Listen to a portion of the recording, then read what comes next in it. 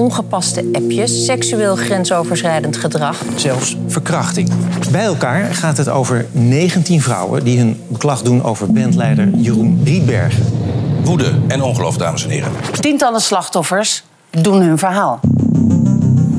Jeroen appte mij met de vraag hoe ik me daar beneden had geschoren. Hij vroeg of ik wel discreet kon zijn over ons appcontact en dat het programma het niet cool zou vinden als ze dit zouden weten.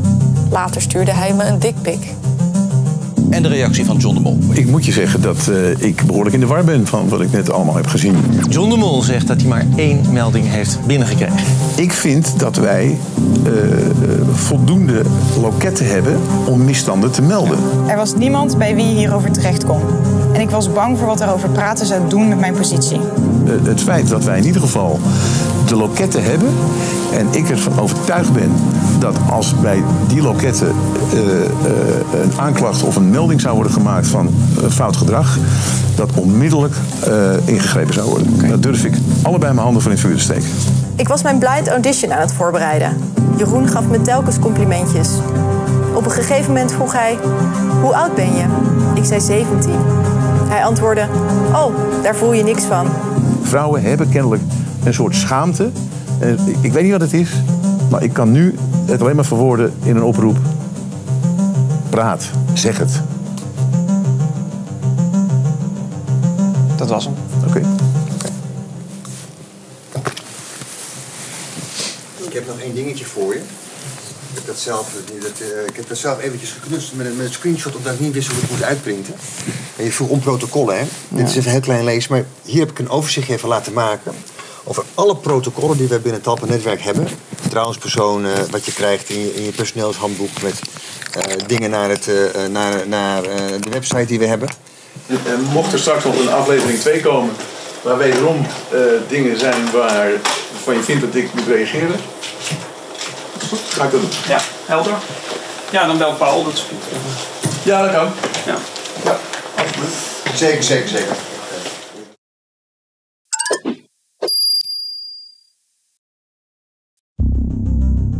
Afgelopen 20 januari maakten we met Boos een aflevering over seksueel grensoverschrijdend gedrag rondom The Voice of Holland. Je hoorde daar veel vermeende slachtoffers van verscheidene mannen aan het woord. In die uitzending zit ook een gesprek tussen ons en John de Mol. Hij kwam als eindverantwoordelijke in de periode van de aantijgingen tekst en uitleg geven. Hoe had dit kunnen gebeuren en hoe keek hij hiernaar? We vroegen hem toen ook hoeveel gevallen waren bij jou bekend. En daar in dat gesprek gebeurde iets opvallends. Ik heb wel nog iemand anders die bij jullie gewerkt heeft gesproken. In dezelfde tijd heeft ze ook melding gedaan bij hetzelfde team, bij dezelfde mensen. Wie? Dat meisje? Ja, nee, een ander meisje. Oh. Ik kan haar naam niet noemen, dat wil zij niet. En die zegt ook namens mij is er naar John gegaan en dat zat in het pakket wat besproken is met John. Nee, absoluut niet. 1 meisje. 1 meisje. En die naam weet ik wel, die zal ik uiteraard ook niet noemen. Die met haar moeder bij ons op kantoor geweest. Dat is de waarheid. Dat is de waarheid. Ja, John zei dus, ik was bekend met 1 geval van seksueel grensoverschrijdend gedrag. En wel door Jeroen Rietbergen bij een kandidaat. En dit zou bij hem gemeld zijn in april 2019. En hier moeten we het over hebben. Want John zegt daar dus tegen ons: ik weet maar van 1 vrouw die onheus werd bejegend door Jeroen Rietbergen. En dat ging om een kandidaat van The Voice. En je ziet daar het gesteggel. Wij hebben op dat moment namelijk andere informatie. Namelijk dat er meer meldingen zijn gemaakt bij John in 2019. Dit werd ons verteld door andere bronnen. Alleen op dat moment kunnen wij dat niet uitgebreid bij hem neerleggen zonder dat we onze bronnen prijsgeven. Nou, na onze uitzending zochten een aantal vrouwen die wij hadden gesproken over het gedrag van Rietbergen weer contact met ons. En zij waren boos en verbaasd, want ook zij hadden zich al eens gemeld bij een leidinggevende. Was dat dan niet doorgegeven aan John? Of vertelde John ons misschien niet de waarheid? En ook in de media duiken de maanden na onze uitzending verhalen op met als strekking: wist John niet eigenlijk meer dan hij zei? Maar daar gebeurt op dat moment verder weinig mee. Talpa zwijgt, John zwijgt. En het verhaal bloedt daarna dood. En nu, een half jaar na de vorige uitzending en op verzoek van de vrouwen die ons weer benaderd hebben, hebben we aanleiding om dit toch nog eens te onderzoeken. Want dit gaat om een aantal van de meest machtige, invloedrijke en beeldbepalende mensen uit de media en hun omgang met seksueel grensoverschrijdend gedrag. En een van de vermeende slachtoffers van Jeroen Rietbergen overhandigt ons deze zomer een audiotape. En wat daarop te horen is, roept de nodige vragen op. Ja, voor we je de tape laten horen die wij overhandigd kregen, is het belangrijk om op een rijtje te zetten over wie we het deze uitzending gaan hebben. Maar ook wat zijn en waren hun rollen en functies rondom The Voice of Holland. Eerst John de Mol, multimiljardair en mediamagnaat die lange tijd gold als de meest machtige en invloedrijke man in Medialand. Met zijn voormalige productiebedrijven Endemol en Talpa bedacht hij internationale successen als Big Brother en dus The Voice. Talpa, waar The Voice ontwikkeld werd, was tot 2015 verantwoordelijk voor de productie van het programma. Dat jaar werd Talpa Media, inclusief The Voice, aan het Britse ITV verkocht. John de Mol bleef tot eind 2019 wel eindverantwoordelijk voor The Voice of Holland. Na 2019 is ITV eindverantwoordelijk. We spraken John in onze vorige uitzending over The Voice. Hij vertelt daar over 2 mensen die bij hem kwamen met een verslag over seksueel grensoverschrijdend gedrag van Jeroen Rietbergen jegens 1 kandidaat. Ja, John noemt hier dus Linde de Jong en Rick Brug. En daar moet je het volgende over weten. Eerst Linde de Jong. Linde was tot eind 2014 eindredacteur bij The Voice en daarna creative director bij Talpa. Nu Talpa Entertainment Producties. Zij had, naar wat wij begrijpen, veel verantwoordelijkheid binnen de productie van The Voice voor zowel de show als het personeel. Dan Rick Brug. Rick was tot 2020 werkzaam als Manager of Operations, of zoals John het noemt, zakelijk directeur. Een functie met veel verantwoordelijkheid en macht. Maar Rick maakte in januari 2020 de overstap naar, jawel, ITV. En tot slot is daar contactpersoon. Deze naam houden we vanwege privacyredenen anoniem. Deze persoon was ook betrokken bij The Voice, eerst voor Talpa en later voor ITV. Deze persoon kreeg melding van seksueel grensoverschrijdend gedrag door Jeroen Rietbergen binnen en had de taak vermeende slachtoffers bij te staan en te zorgen dat de klachten terechtkwamen bij leidinggevende. En goed om daarbij te vermelden, contactpersoon nam contact op met het vermeende slachtoffer nadat iemand contactpersoon die opdracht had gegeven. En dat betekent dus dat iemand binnen Talpa wist dat er iets aan de hand was tussen Jeroen en tenminste 1 vrouwelijke werknemer. En van dat gesprek tussen deze contactpersoon en een vermeend slachtoffer van Jeroen hebben wij dus opnames. En door die opnames wankelt opeens het verhaal van John uit onze eerste uitzending. Oké, voor we je het hele verhaal gaan vertellen, gaan we je nog 1 keer laten zien wat John ook alweer tegen ons zei. Ook namens mij is er naar John gegaan en dat zat in het pakket wat besproken is met John. Nee, absoluut niet. 1 meisje. 1 meisje. Ja, John zegt dus, ik wist het van 1 vrouw. En dat hij dit zegt vonden wij toen al opmerkelijk, want wij hoorden van meerdere vrouwen die betrokken waren bij The Voice dat zij melding hadden gemaakt over het gedrag van Rietbergen bij het programma. Nou, 1 van die vrouwen was een medewerker in dienst van Talpa. We noemen haar vanaf nu de werknemer. De werknemer maakt op een gegeven moment een melding over seksueel grensoverschrijdend gedrag door Jeroen Rietbergen, omdat de situatie uiteindelijk onwerkbaar was geworden. Deze melding wordt onder andere gedaan bij Linde de Jong. En in plaats van dat Rietbergen op dit gedrag wordt aangesproken, worden er bepaalde maatregelen getroffen om hem met zo min mogelijk vrouwen in contact te brengen. Aldus de werknemer. Veel later, nadat ook een kandidaat zich meldt over het gedrag van Rietbergen, gaan de alarmbellen bij Talpa pas echt af. En dan wordt er toch actie ondernomen. De werknemer wordt benaderd door contactpersoon en die moet dus onderzoeken wat er precies is gebeurd tussen Rietbergen en vrouwen rondom The Voice, om daar vervolgens verslag van uit te brengen bij de programmaleiding. Dan spoelen we even vooruit naar 2022. Na onze vorige uitzending besluit de werknemer om contactpersoon te bellen. Omdat ze alles aangaande deze zaak wil documenteren, neemt ze dit gesprek op. We leiden je er even doorheen. En het eerste wat opvalt is dat zowel de werknemer als contactpersoon met verbazing naar het gesprek met John de Mol hebben zitten kijken. Let op. Nou, ten eerste wil ik erover zeggen dat wij, denk ik, qua emotie precies hetzelfde hebben en de reacties van alle mensen, dat we boos, verdrietig en het niet begrijpen waarom hij dat niet daar benoemd heeft. Ook omdat hij het helemaal op een andere manier doet dan wij dat zouden doen. Ja, nou, daar ben ik al heel blij mee dat je dat zegt. Want eerlijk, als ik vanuit mezelf kijk, en ik kijk dat, er gebeurde heel veel dat ik zat maar te wachten, ik zat maar, en nu komt hij of nu.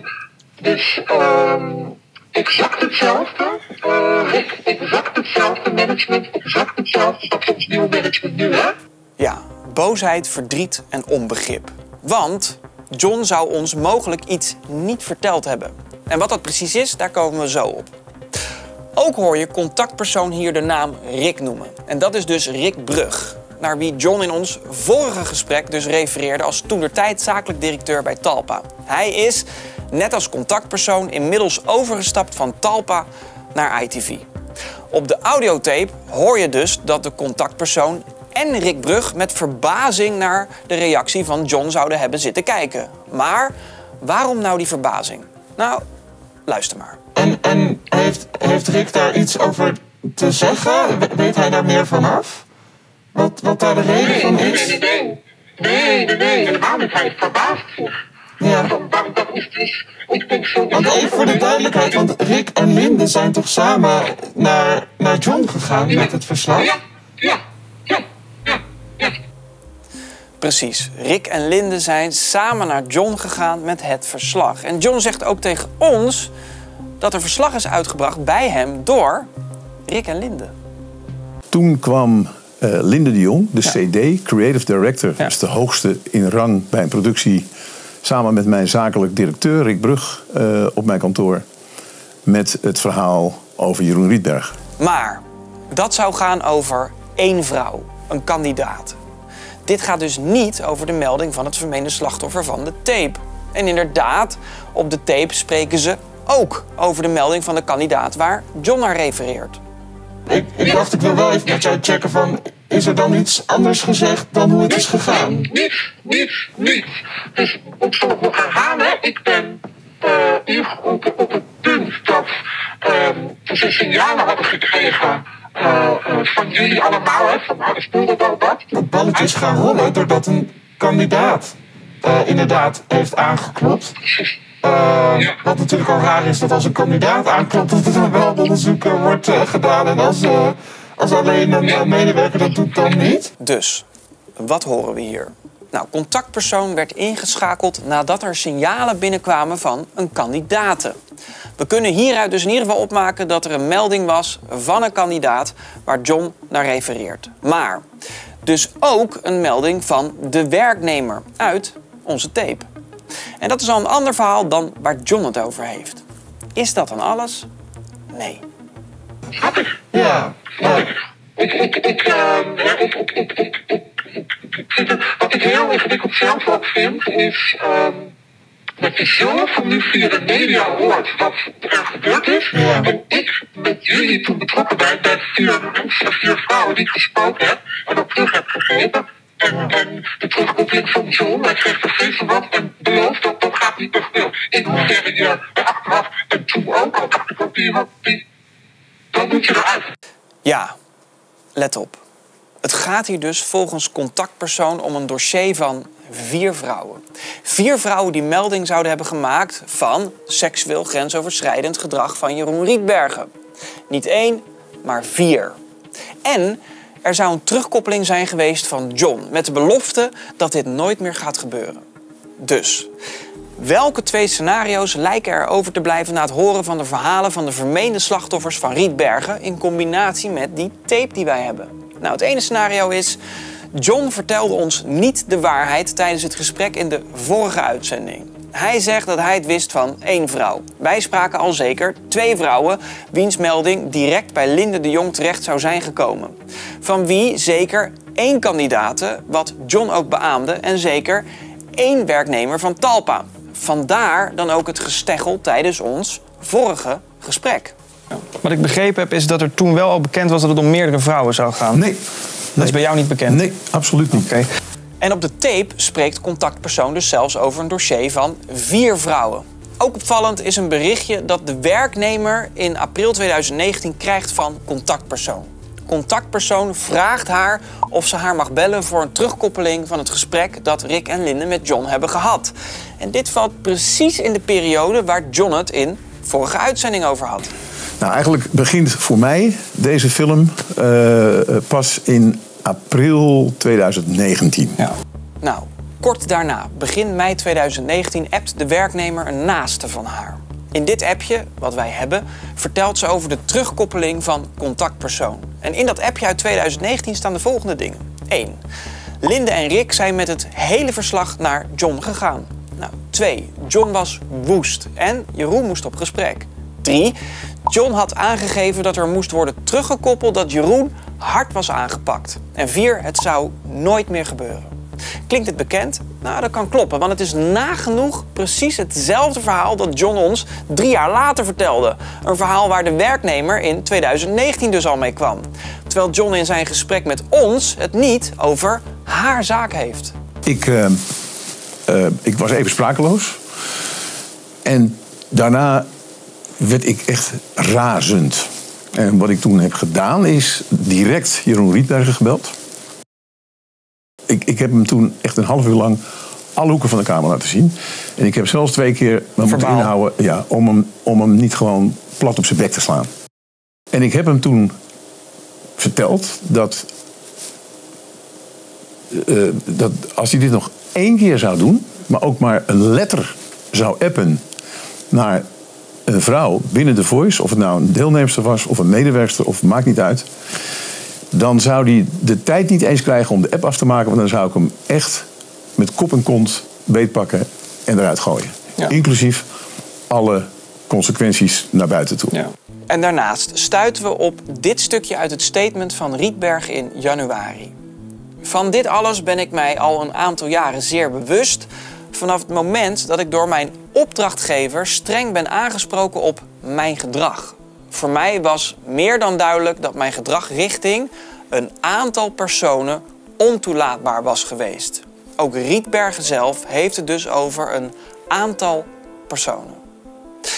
Dan nog even terug naar de scenario's. We hadden dat eerste scenario en er is nog een ander mogelijk scenario. En dat is dit. Rick en Linde vertelden een deel van het verhaal over hoe Rietbergen zich binnen The Voice gedroeg aan John.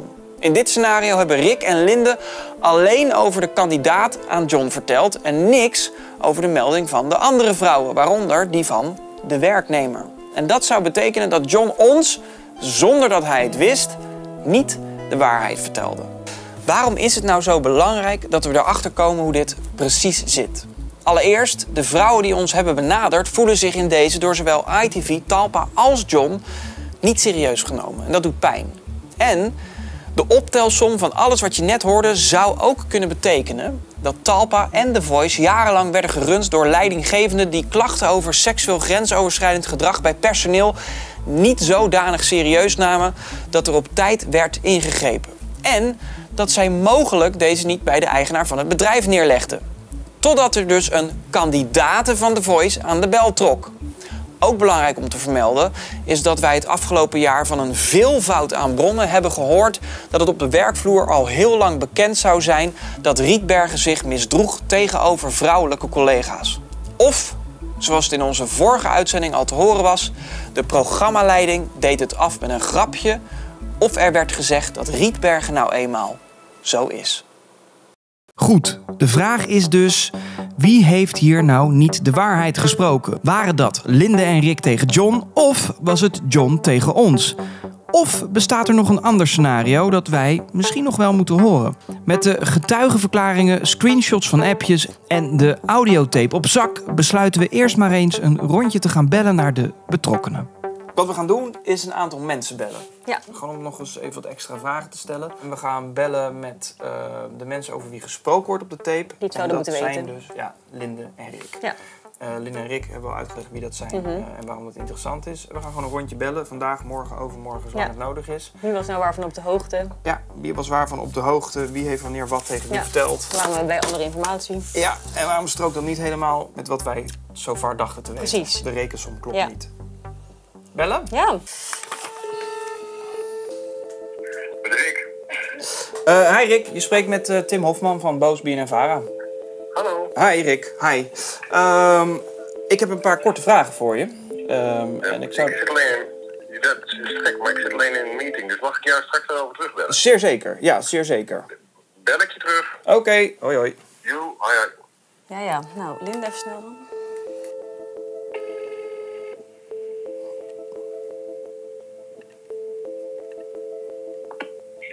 Hallo, met Linde. Hi Linde, je spreekt met Tim Hofman van Boos BNNVARA. Sorry dat ik je stoor.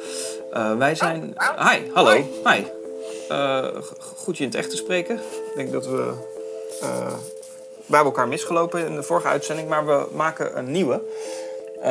En daarvoor had ik een paar vragen aan jou ook, omdat John jou ook noemt. Oké. Neem jij dit nu alweer op? Ja, wij zijn on the record. En wat wij van je willen weten is, wij hebben een tape waarop te horen is dat iemand binnen ITV aan iemand anders zegt dat er de dag na onze uitzending eigenlijk met grote ogen naar de uitzending is gekeken, omdat er een onderzoek is gedaan in 2018. Daarmee is naar John de Mol gegaan door jou en door Rick. Volgens mij klopt dat, hè? Je bent naar John gegaan, maar dat gaat niet over 1 vrouw, maar over 4 vrouwen, waaronder werknemers. Hoe zit dit? Nou, Tim, ik heb helemaal niet zo heel veel zin om jou hier antwoord op te geven. Waarom niet? Omdat ik vind dat dit een zaak is van het OM en van de politie en niet van jou. Ik denk dat het hartstikke goed is dat er een aantal dingen boven water zijn gekomen. Ja. Maar verder onderzoek, daar ga ik niet met jou bespreken. Ik doe dat met het onderzoeksbureau wat is ingesteld door ITV. Ja, en dat snap ik hoor. Ik snap ook dat de lijn is. Dat lijkt mij nu even de juiste stap op. Alleen onze vraag is dus, heeft John nou gelogen tegen ons in dat interview, of hebben jullie iets niet aan John verteld? Zoals ik zei, Tim, ik ga dit niet met jou bespreken. Dus je kunt deze vraag nog 16 keer aan mij stellen. Ik wacht eventjes, echt nergens op. Ik heb verteld aan het onderzoeksbureau wat er te vertellen valt. Ja. En leuk dat jij weer een programma over maakt.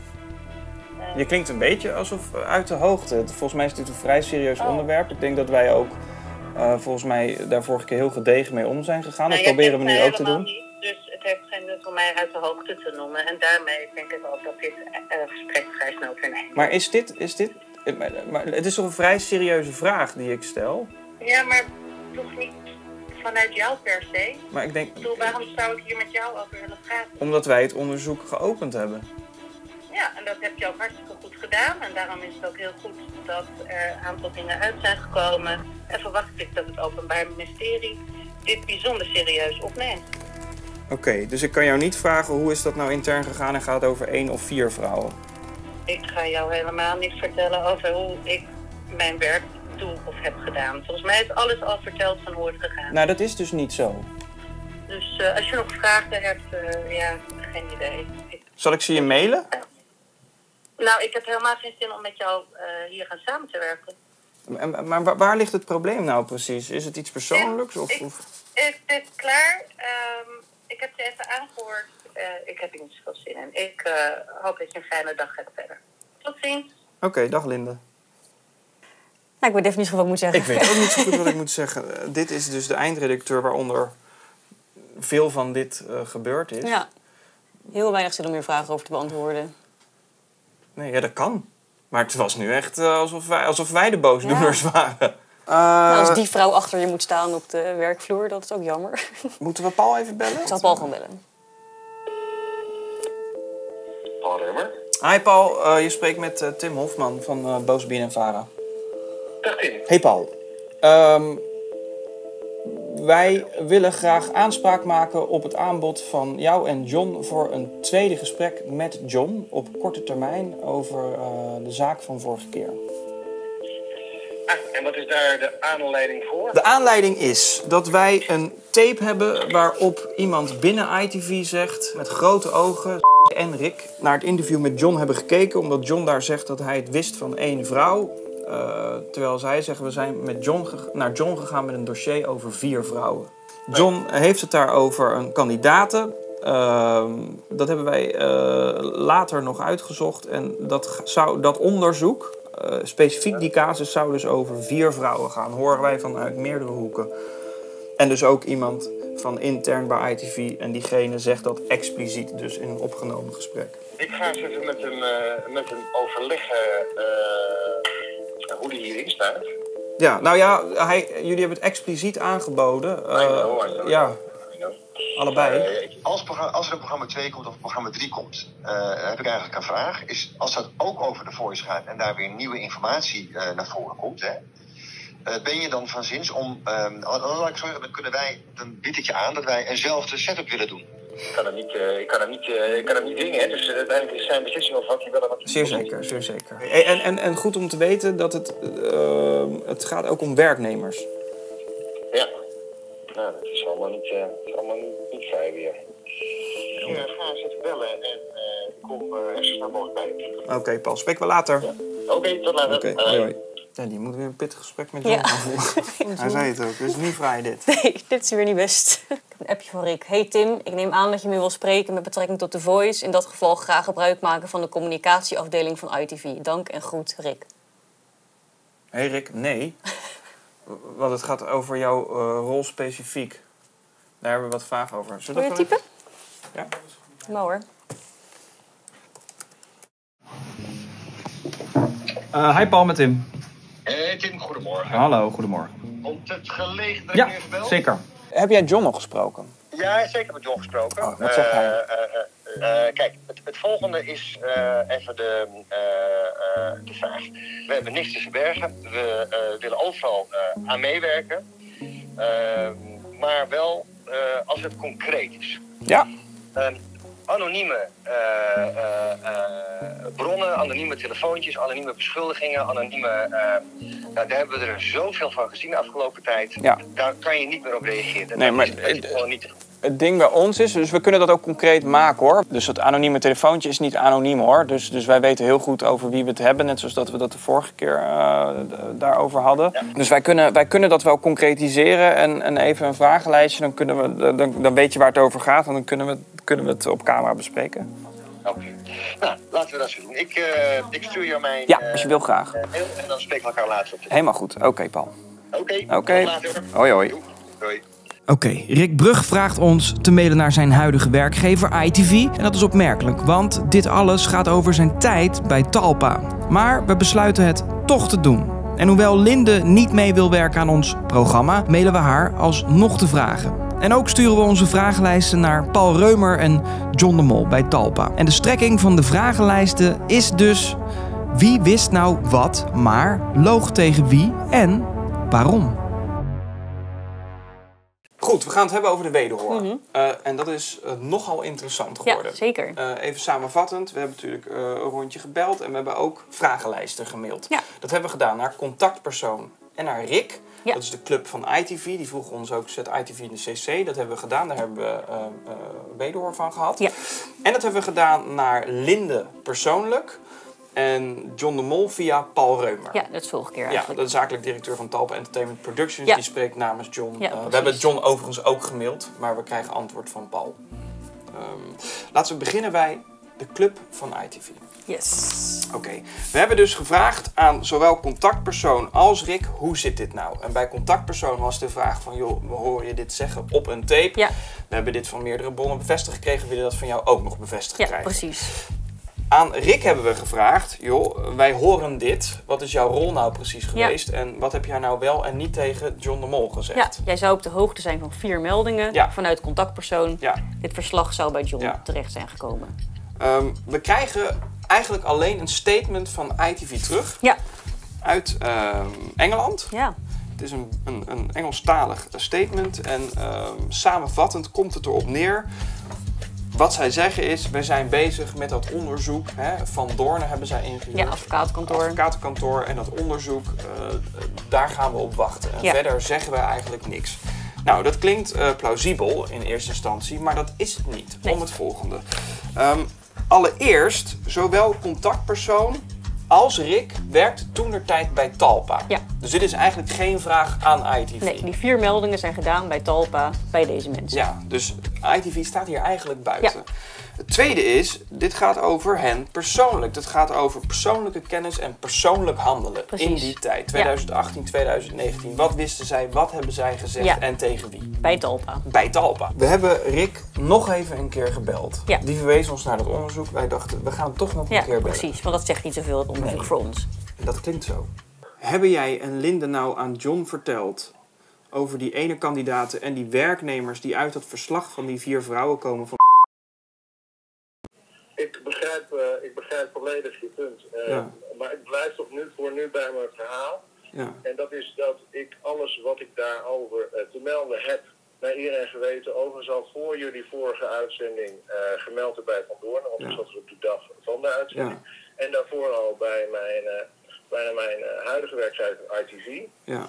Wil ik dan graag eerst de aflevering afwachten. Om vervolgens te kijken in hoeverre daar dingen worden geroepen die wat mij betreft echt niet kloppen.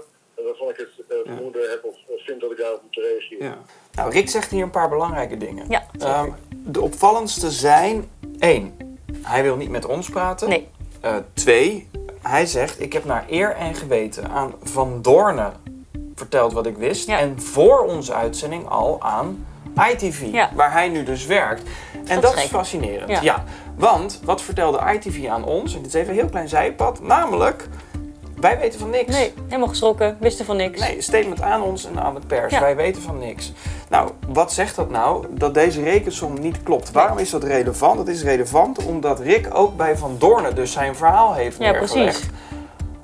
Alleen, wij snappen dan niet helemaal welk verhaal dat is en of dat dus betrouwbaar is, gezien het statement van ITV en het statement van Rick aan ons nu. Precies, want Rick zou in ieder geval van 1 geval moeten hebben geweten, als we John moeten geloven. En uit ons onderzoek blijkt dat het er 4 zijn. Ja, dus dat zou ITV moeten weten. Het wordt eigenlijk een nog grotere rommel. Ja. Iemand hier spreekt niet de waarheid. En daarom zeggen wij dat onderzoek van Van Doorn, daar willen wij eigenlijk niet op wachten. Nee. Want volgens mij prikken wij nu met een naald door iets heen. Ja. In ieder geval die indruk hebben wij. Hoe kunnen wij dan vertrouwen dat daar wel de waarheid verteld is bij dat onderzoek? Als onze optelsom hier niet klopt met de informatie die wij hebben. Ja. Oké, helder. Goed, we hebben ook de kant van Talpa even gemaild. Ja. Inmiddels werkt natuurlijk Linde bij Talpa Entertainment Productions en John is daar hoofd. Linde hebben we een vragenlijst gemaild. En we hebben Paul Reumer en John ook vragen gemaild. Ja. Nou, wij kregen antwoord van Paul Reumer. En Paul sprak namens Linde en John de Mol. En Paul is managing director bij Talpa Network. Dat is van John de Mol. En onder Talpa Network valt dan ook weer Talpa Entertainment Producties. En daar werkt Linde. Let op. Wij vragen, wil John komen praten? Ja. Nou, zei Paul, dan willen we toch meer info hebben. Ze vonden het niet concreet genoeg. Ze vonden het niet concreet genoeg. Wat hebben we gedaan? We hebben gewoon een transcriptie van die tape uitgetikt. Ja. Met alle aanwijzingen en informatie die wij verder hadden.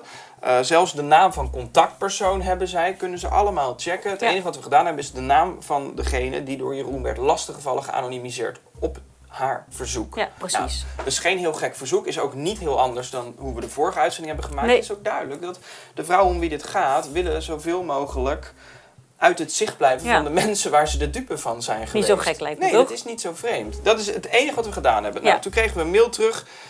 Dank voor het sturen van de transcriptie van de audiotape. En apps hebben we zelfs nog meegestuurd. Daar hebben we ook nog quotes van gestuurd. Die jullie aan ons hebben gepresenteerd als concrete, staat hier, aanwijzing. Hoe dan ook, jullie insteek heeft kennelijk tot doel om aan te tonen dat John de Mol ten tijde van het Boos-interview op de hoogte was van meer dan 1 geval van seksueel grensoverschrijdend gedrag van de heer Rietbergen. Ja, dat hebben ze onze vragen echt niet gelezen.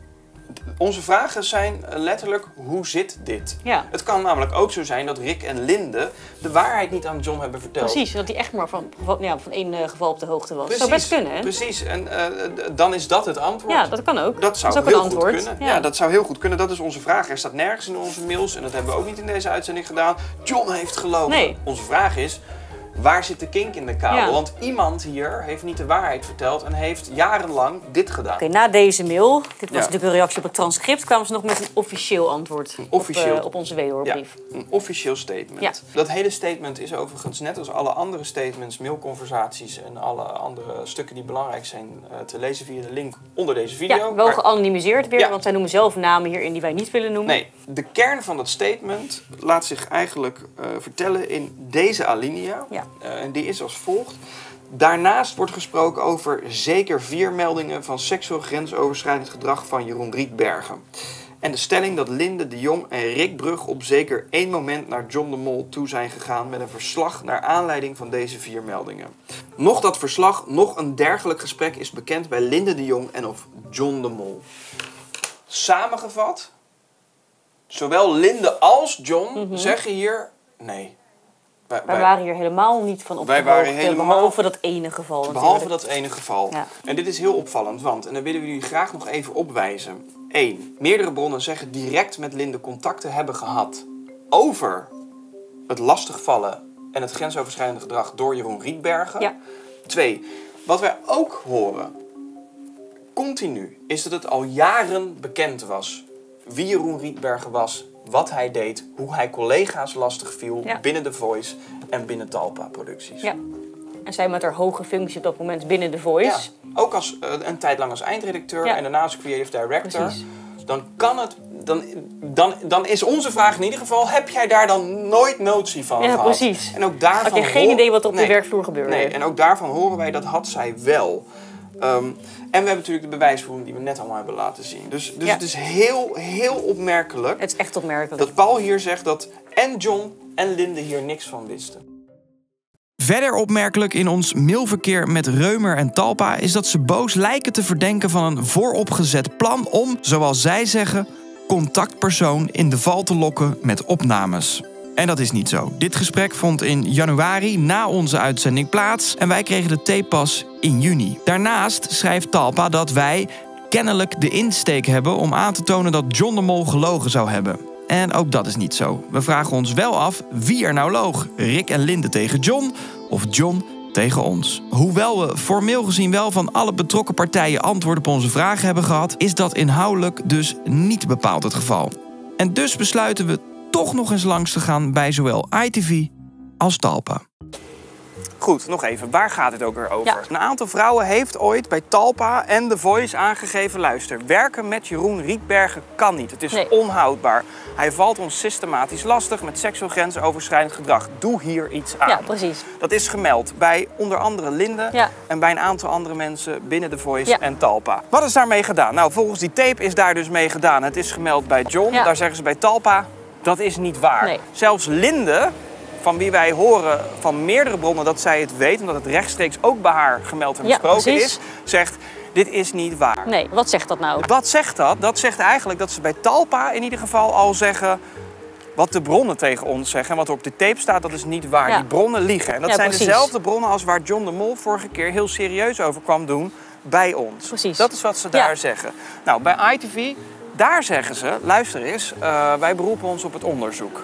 Punt. Dat zegt Rick Brug. Nou, je hebt net gehoord wat onze twijfels daarbij zijn. Omdat wij alle wederhoor teruggekoppeld hebben aan de bron. Die woedend en heel verdrietig was. Ja. Omdat die nu behandeld wordt alsof zij de leugenaar in dit is. Terwijl zij toen uiterst serieus werd genomen. En er werd nog een terugkoppeling gevraagd. Moet je je voorstellen hoe het is, hè? Jij doet melding van zoiets zwaars. Echt onwerkbaar. Hè? Haar baan was niet meer te doen. Ja. Jeroen is er toen niet uitgeknikkerd, maar ze hebben protocollen bedacht. Zij kon haar werk niet meer doen. En nu hoort ze van de kamp, nee, geen zin om over te praten. Of, nee, luister eens, het is gewoon niet waar wat je zegt. Wij weten maar van 1 kandidaat, jouw melding heeft nooit bestaan. Nee. En dus gaan wij, en dat zijn we wel een beetje verplicht aan haar. Ja, vind ik wel, ja. Nog 1 keer langs. Hier heb je nog 1 keer de set vragen. Je mag het ook nu op camera uitkomen leggen. Leg ons uit wat is daar gebeurd. Je hebt nog 1 kans om ze te beantwoorden. Dat gaan we doen. En we beginnen vandaag, voordat we naar Talpa gaan, bij ITV. Ja. Voorwaarts. Grote poster van The Voice in de gang. Ze dachten niet, moeten we die even weggaan. Hi. We komen voor Rick Brug. Ik ben afspraak of niet? Ja, hij weet dat we naar hem op zoek zijn. Ik laat je heel even wachten. Helemaal goed. Zo weer terug. Ja, is goed hoor, dankjewel.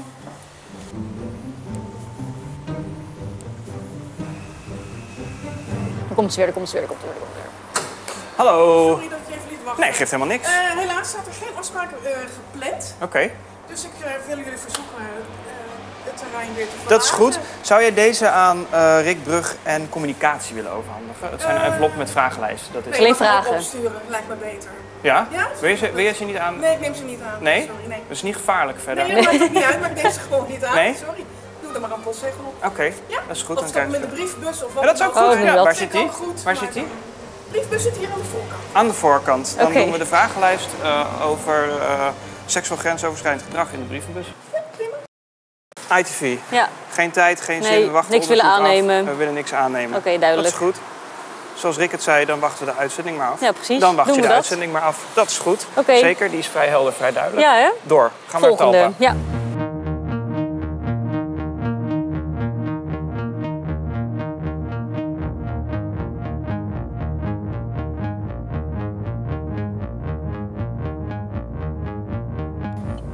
Dit is het. Ik zet gewoon hier de auto neer. Talpa Network. Nou, daar zijn we dan. Bij de We pakken enveloppen? dit kantoor. Paul Reumer zou hier moeten werken. Als hij er niet is, dan horen we dat vanzelf. Hè? Misschien Ik kan in ieder geval een envelop afgeven dan alsnog, toch? Ja. Is prima, toch? Hier moet je bellen, denk ik.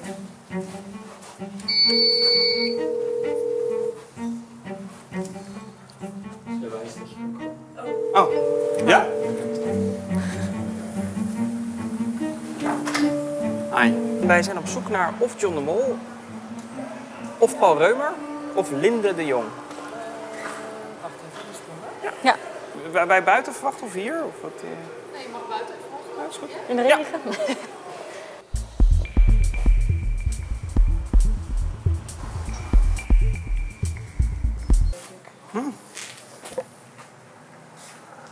Oh, dat is de Dat is kassa. gewoon de of receptionist. kassa.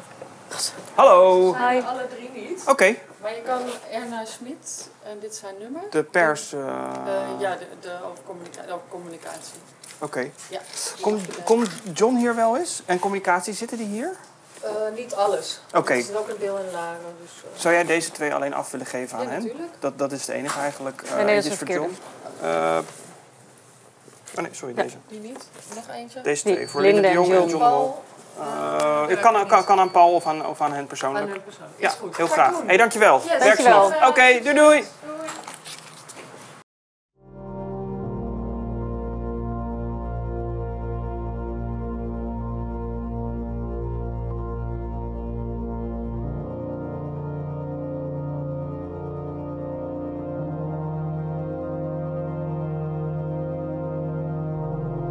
Bij ITV beroepen ze zich op het onderzoek. Ja.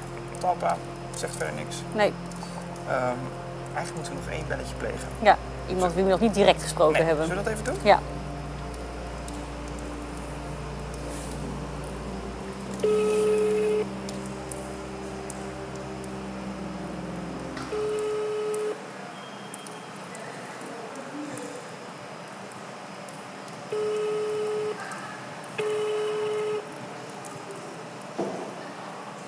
Dit is de Vodafone voicemail van 0. Jammer. Wij wilden John de Mol zelf nog even spreken, maar die krijgen wij niet te pakken. Nee, helaas. Helaas. Oké. Concluderend. Hoeven we niet zoveel meer te zeggen, denk ik. Nee, ik denk het ook niet. Het is wel duidelijk Nee. volgens mij. Goed, we zetten zo nog even op een rij wat dit nou allemaal betekent. Maar eerst nog even.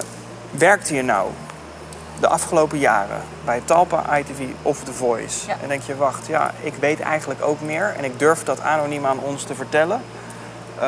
Buiten de onderzoeken van ITV om. We hebben net gehoord wat daar het probleem van is. Buiten de toestemmingen van Talpa om. We hebben net gehoord hoe er daarmee omgegaan wordt. Weet ons te vinden. boos@bnnvara.nl. Dat Zeker. kan helemaal anoniem. We horen graag hoe de vork nou echt in de steel zit. Ja. We weten in ieder geval één ding. Zoals het nu verteld wordt door de grote partijen in dit verhaal, klopt het niet. Nee, precies. En daar is dit dossier, zeggen wij namens de vrouwen die zich bij ons gemeld hebben, te gevoelig voor. Tot volgende week. Tijdens het maken van deze uitzending hebben wij in het kader van wederhoor meerdere keren geprobeerd Jeroen Rietberg te spreken. Wij vroegen hem onder andere of John met hem nou over 1 of meerdere vrouwen heeft gesproken. Rietbergen heeft tot dusver nog niet gereageerd op onze vragen. Rick Brug wilde verder niks meer vertellen dan wat hij ons aan de telefoon vertelde. Het meest opvallende wat hij zei is dat hij alles aan ITV verteld zou hebben al voor onze vorige uitzending. ITV meldde afgelopen januari echter van niks te weten. Rick is nog steeds Head of Productions bij ITV. Het ITV-onderzoek waar Rick zich op beroept werd door Follow the Money eerder als omstreden omschreven. Dit onder andere omdat het bedrijf dat het onderzoek uitvoert, en dat is advocatenkantoor Van Doornen, ooit klant was bij ITV. Meerdere bronnen vertellen ons dat zij zich bij Linde hebben gemeld na systematisch lastiggevallen te zijn door Jeroen Rietbergen, maar dat Linde volgens hen niet of laat acteerde. Daarmee hield Linde mogelijk een onveilige werkomgeving binnen Talpa in stand. Linde is nog steeds werkzaam bij Talpa en heeft daar een leidinggevende functie. Van John de Mol zelf hebben we, ondanks zijn eerdere beloftes, niks meer gehoord. Na onze vorige uitzending schreef RTL Nieuws: nu RTL Nederland de stekker uit The Voice heeft getrokken, is het onder meer de vraag wie er gaat opdraaien voor de schade van tientallen miljoenen euro's. Daarnaast lezen we dat de Mol een succesfee van ITV kreeg, nadat ITV zijn bedrijf Talpa Media overnam. Dit gaat om zo'n 300 miljoen euro. Wat betreft die succesfee is na vorige uitzending, zo lezen we, de vraag: vordert ITV dit bedrag terug bij de Mol? Ofwel, verkocht John de Mol zijn Talpa Media wel als gezond bedrijf aan ITV? Of bleek het toch een huis met een rotte vloer waar grensoverschrijdend gedrag, machtsmisbruik en een onveilige werkomgeving aan de orde van de dag was? Zoals binnen The Voice. Dit vraagstuk leek in ieder geval een zorg in aanloop naar onze eerste uitzending, toen Paul Reumer ons vlak voor het interview met de Mol belde met een suggestie voor het interview. Een vraag die je zou kunnen stellen waar hij op zou willen antwoorden, maar nogmaals, ik laat het aan jou. Van ja, wat vind je nou eigenlijk van de beeldvorming die afgelopen week is ontstaan rondom jouw bedrijf en alles wat gebeurd is? Het antwoord op al deze vragen hangt samen met onze vragen. Wie wist wanneer nou precies wat? Rick, Linde en John hebben daar het antwoord op.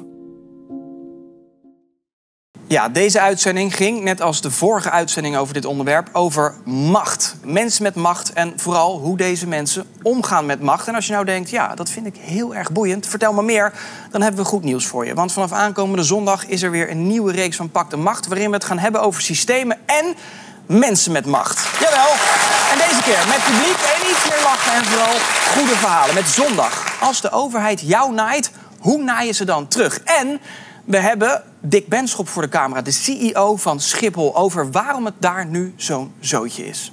Dus als ik u vraag, u zit hier op de goede plek en we moeten vertrouwen in u hebben als de machthebber die u bent, dan zegt u ja. Ja, anders had ik natuurlijk hier niet gezeten. Aankomende zondag dus, om 10 uur op NPO 3, Pak de Macht. Tot dan!